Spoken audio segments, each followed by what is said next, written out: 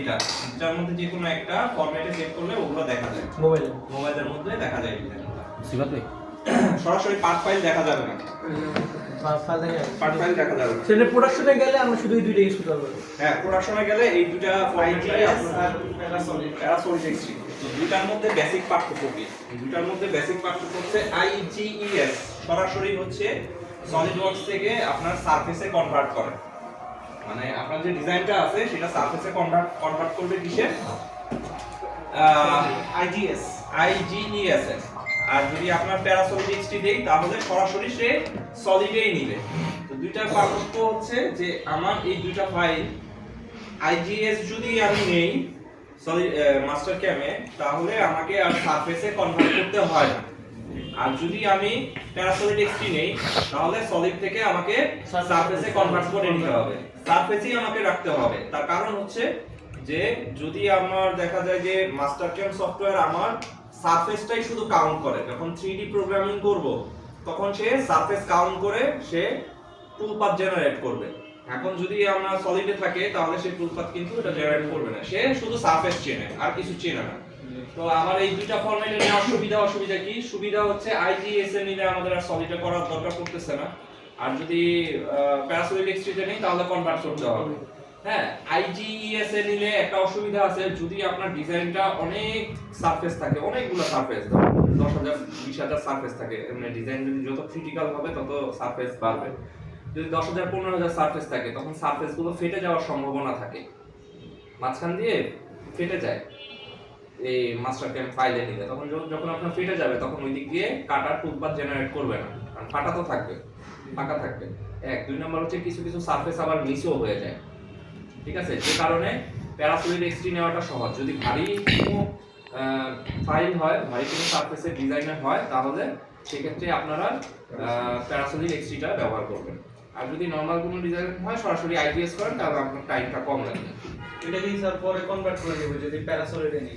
হ্যাঁ, তো এই গেল হচ্ছে ফাইল ফরম্যাটে। হ্যাঁ, তো আমরা এখানে যে প্র্যাকটিস নামে একটা প্যারাসোলিড নিছি, তো আমরা এটা নেক্সট ফাইলে অন করি।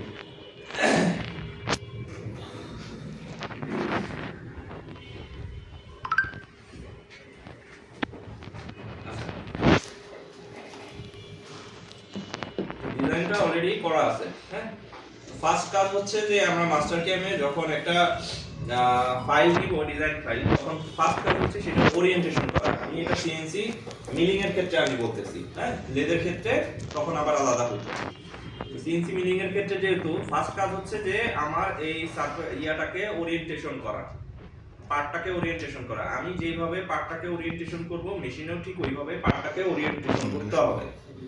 আমি যেই প্ল্যানে কাটবো, টপ প্ল্যানে কাটবো, সবসময় টপ প্ল্যানে কাটবো, জেড অ্যাক্সিসে কাটবো। যখন জেড অ্যাক্সিসে কাটবো এখানেও টপ প্ল্যানটা কোথায় রাখতে হবে? টপেই রাখতে হবে।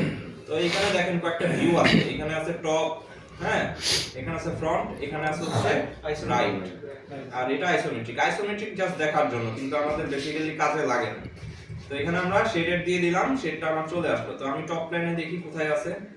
হ্যাঁ, আসলে এটা টপ প্ল্যানেই অলরেডি আছে, যদি না থাকতো তাহলে আমরা এটাকে ট্রান্সলেট করতে হতো। টপ প্ল্যানে কি ড্রয়িং করার সময় যে সলিডওয়ার্কে করার সময় কি প্ল্যানগুলো চিন্তা করে হ্যাঁ, একটু করলে ভালো হয়। যেমন ফ্রন্ট প্ল্যানে ড্রয়িং করলে আপনার টপ প্ল্যানে এখানে চলে আসে অটোমেটিক। ফ্রন্ট প্ল্যানে করলে চলে আসে, হ্যাঁ। আর টপ প্ল্যানে করলে টপ প্ল্যানে করলে টপ প্ল্যানে থাকে না, ওইটা ঘুরে চলে আসে। হ্যাঁ, ঘুরে তখন ঘোরানো লাগে।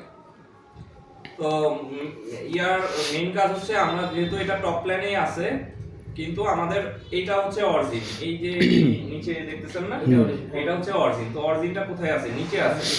তো আমাদের অরিজিনটাকে এই মাঝখানে নিতে হবে।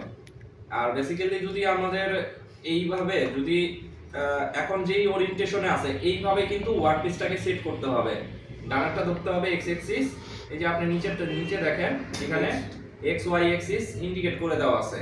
মেশিনেও কিন্তু ঠিক সেই একই পজিশনে আপনাকে অ্যালাইন করে এক্স ওয়াই অ্যালাইন করে আপনাকে ওয়ার্কপিসটাকে এখানে অ্যাডজাস্ট করে নিতে হবে। ক্ল্যাম্পিং করতে হবে, নয়তো বা ক্ল্যাম্পিং করতে হবে স্পাইসে। হ্যাঁ, স্টপ না, বেসিক্যালি হচ্ছে আপনার মেটালটা জবটা ওয়ার্কপিসটাকে আপনি বাঁধবেন, ঠিক আছে? তো আমাদের প্রথম কাজ হচ্ছে এটার ওরিয়েন্টেশন করা। ওরিয়েন্টেশন আছে, আমরা হচ্ছে কাজ করব হচ্ছে কোঅর্ডিনেটটাকে 0 করব। তো আমরা প্রথমে ক্রিয়েটে যাব, ক্রিয়েটে যাওয়ার পরে বাউন্ডিং বক্স করব। তো একটা বাউন্ডারি বক্স ক্রিয়েট হয়ে গেল চার সাইড দিয়ে, ঠিক আছে। তো এখানে আমাদের লাইন আছে, আমরা এই লাইনটা এই মাঝখানে সিলেক্ট করলাম, এইটা থেকে এটা ক্রস নিলাম। তো মিডল পয়েন্ট চলে আসলো, কিন্তু এখনো কিন্তু অরিজিনটা নিচে আছে। আমি জাস্ট এগুলো মানে ড্র করছি। তো আমরা যেটা করব, এই যে দেখেন এখানে x from move to origin আছে, কিংবা x from এখানেও আছে, এটা সিলেক্ট করলো, এখানে move to origin আছে, যেটা আপনারা প্রিফার করেন। তো move to origin এ দেখেন এখানে দুটো চিহ্ন দেওয়া আছে, এখানে অনেকগুলো চিহ্ন আছে, যেটাতে আপনি হচ্ছে অরিজিন সেট করেন। যেমন তিনটার মাঝখানে আপনি অরিজিন সেট করবেন, না সার্কেলের মাঝখানে, না একটা লাইনের এন্ড পয়েন্টে, না দুইটা ক্রস সেকশনে। তো আমরা ক্রস সেকশনে করব, এবং এটা সিলেক্ট থাকতে হবে। এটা ডিসিলেক্ট থাকলে কিন্তু এটা ধরবে না, এটা সিলেক্ট থাকতে হবে। থাকার পর আমরা কোন কোন লাইনে করতে চাচ্ছি, এই লাইনে করতে চাচ্ছি, কিন্তু আমাদের ধরতেছে। ও এখানে আরেকটা জিনিস হচ্ছে, আমরা তো প্যারাসোলিড এক্সটি নিছি, তাই না? এটা একটা সমস্যা। আমরা আচ্ছা, আমরা আগে অরিজিনটা সেট করে নিই আগে, এটা আর এটা। তো দেখেন আমাদের অরিজিনে চলে আসছে, ওই দুইটা লাইন সিলেক্ট করার সাথে, ঠিক আছে, অরিজিনে চলে আসে। কিন্তু এই মাঝখানে দুইটা লাইনের এখন আর কোনো কাজ নাই। তো আমি এই দুইটা লাইন ডিলিট করে দিই, এটা সিলেক্ট করে, এটা হচ্ছে ডিলিট ইরেজ বাটন, ইরেজারের মতন দিছে, তো ডিলিট বাটন হয়ে গেল, ঠিক আছে। তো আমাদের কি অরিজিনে সেট হয়ে গেল। এখন F9 চাপলে আমাদের এই অরিজিনটা চলে যায়, আবার F9 দিলে অরিজিনটা চলে আসে। এখন আমাদের অরিজিন সেট করা হয়ে গেছে, আমাদের আর এটা প্রয়োজন নেই। কিন্তু আমরা তো এটা হচ্ছে সলিড, দেখেন একবার সিলেক্ট করলে যখন পুরোটা হলুদ হয়ে গেছে, তার মানে এটা সলিডে আছে। তো আমার এটাকে কি করতে হবে, কনভার্ট সারফেসে করতে হবে।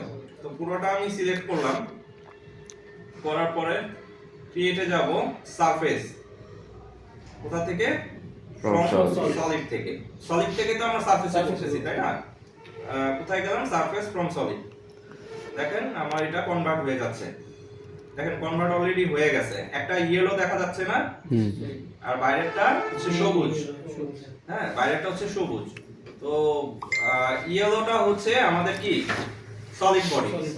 এখন সলিড বডিটা সিলেক্ট হয়ে আছে, ঠিক আছে। দেখেন আমি ওকে দিলাম, গ্রিনটা হচ্ছে কি আমার সারফেস বডি, আর এই ইয়েলোটা হচ্ছে সলিড বডি, সিলেক্ট হয়ে আছে। আমি এখন জাস্ট ডিলিট চাপ দিলেই সলিডটা চলে যাবে,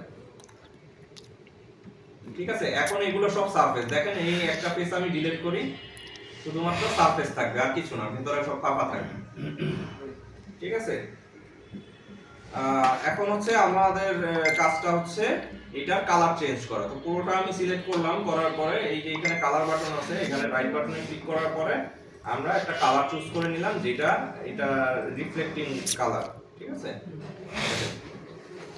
ওকে, এখন ওরিয়েন্টেশনও আছে, সবকিছুই আছে। এখন জাস্ট আমরা মেশিন টাইপটা সিলেক্ট করব, টুলপাথ জেনারেট করব, তারপর কোড জেনারেট করে আমরা প্রোগ্রাম লিখব,